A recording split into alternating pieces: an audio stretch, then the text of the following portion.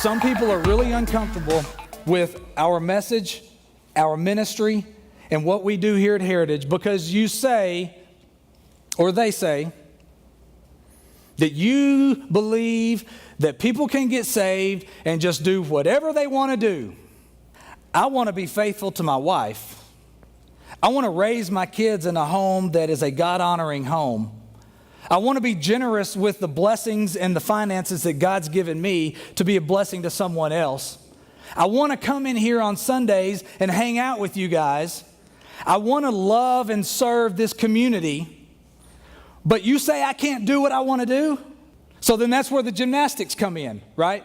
And there's like, well, I'm not talking about those. I mean, you can do those. You just can't do those sinful things. Guess what? I don't want to do those things. Now, I still do them, but I don't want to do them. So when you say people can't do whatever they want to do, you're afraid of one of two things. You either are afraid of what people want to do, or you are assuming that they are not delighting in the Lord.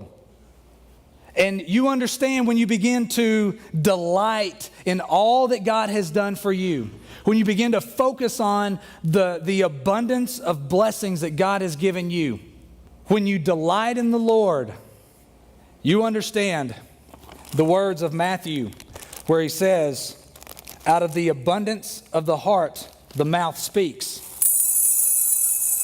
When you delight in the Lord, your words are transformed. You understand the words in 1 Corinthians where Paul says that you have the mind of Christ.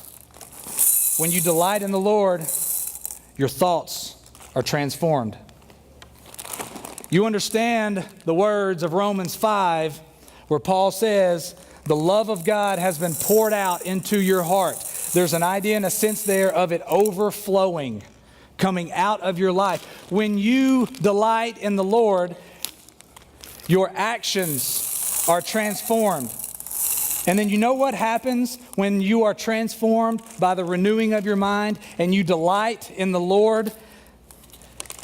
It overflows into your life, out of your soul, your mind, and everywhere else. It becomes who you are naturally because you are filled.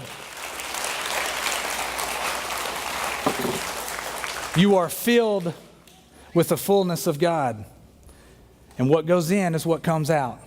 And when you spend time delighting in the Lord and you focus on what God did for you and His abundant grace and love and mercy, then you are so done trying to worry about whose list to keep up with, which rules not to break.